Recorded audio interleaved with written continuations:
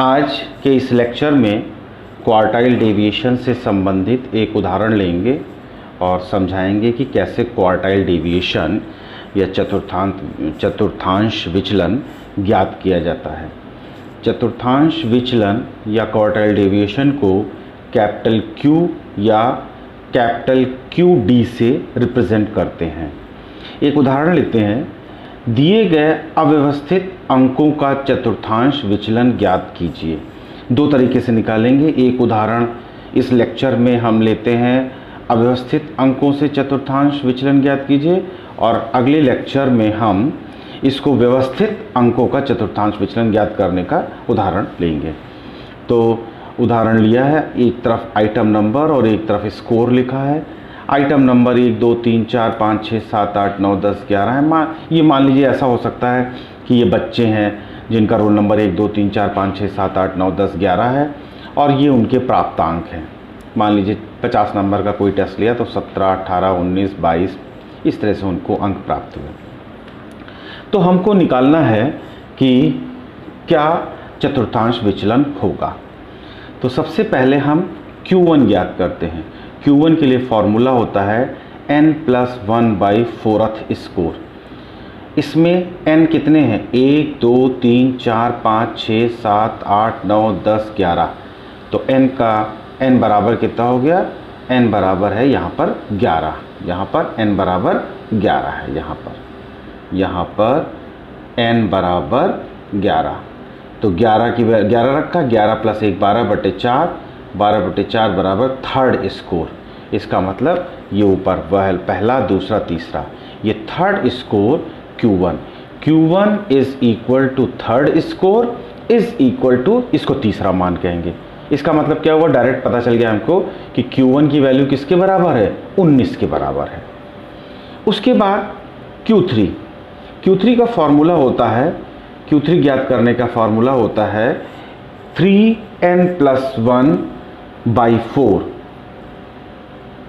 4th score. मतलब 3n+1/4वां मान।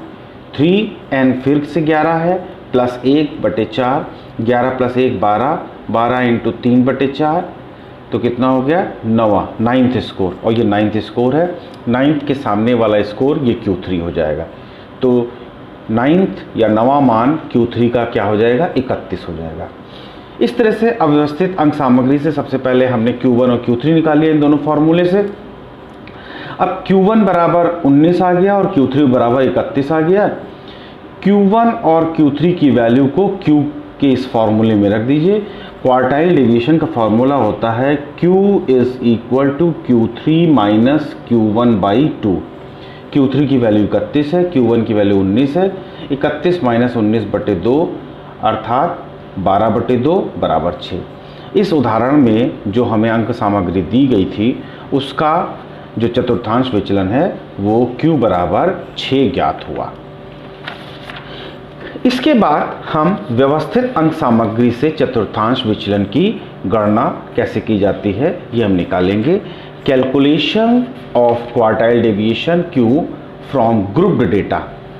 तो व्यवस्थित अंक सामग्री से चतुर्थांश विचलन Q ज्ञात करने का सूत्र निम्नलिखित है। Q is equal to Q3 minus Q1/2।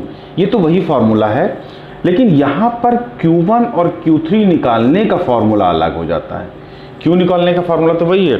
तो Q1 का क्या है? Q1 is equal to L + n/4 minus capital F whole upon FQ multiplied by CI।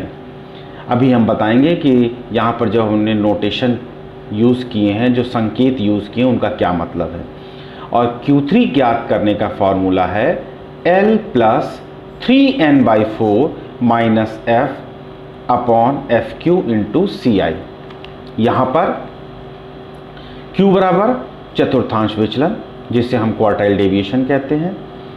Q1 बराबर वह प्रतिशतांक जिसके नीचे 25% अर्थात n/4 आवृत्तियां होती हैं। टोटल प्रतिशतांक मतलब 100 का है, तो Q1 क्या होगा? जिसके नीचे 25% आवृत्तियां होंगी। और Q3 क्या है? वह प्रतिशतांक जिसके नीचे 75% अर्थात 3n/4, 75 यहाँ पर 3n/4 करेंगे तो 100 का 3n/4 कितना हुआ, 75% आवृत्तियाँ होती हैं। तो Q1 और Q3 का तात्पर्य ये है। L क्या होगा, उस वर्गांतर की निम्नतम सीमा जिसमें Q1 या Q3 आते हैं। ये पहले लेक्चर में हम बता चुके हैं, यहाँ पर फिर से डिस्कस करेंगे। जब अगले लेक्चर में हम एक उदाहरण लेंगे तो पता चल जाएगा कि हम L कैसे निकालेंगे। N का तात्पर्य है आवृत्तियों का योग, टोटल नंबर ऑफ फ्रीक्वेंसीज। इसको भी, L को भी देख लीजिए इंग्लिश में क्या कहते हैं, exact lower limit of the case interval in which first quartile Q1 और third quartile Q3 lies. Capital F का तात्पर्य है उस वर्गांतर तक की संचित आवृत्ति जिसमें Q1 या Q3 हैं। ये भी उदाहरण से क्लियर होगा। इसके बाद इसको हम क्या कहते हैं, cumulative frequencies up to the class interval which contains the first quartile Q1 और थर्ड क्वार्टाइल Q3, इसको इंग्लिश में कहते हैं। FQ का मतलब क्या है, पहले हिंदी में देख लीजिए, जिस वर्गांतर में Q1 या Q3 हैं उस वर्गांतर की आवृत्ति, इसको इंग्लिश में क्या कहेंगे, frequency of the class interval containing the first quartile Q1 और थर्ड क्वार्टाइल Q3। CI का मतलब है वर्गांतर का आकार, अर्थात वर्गांतर का आकार का तात्पर्य है लेंथ ऑफ क्लास इंटरवल। तो अगले लेक्चर में हम व्यवस्थित अंक सामग्री से चतुर्थांश विचलन की गणना एक उदाहरण के माध्यम से करेंगे। चैनल को सब्सक्राइब करिए, लाइक करना मत भूलिएगा।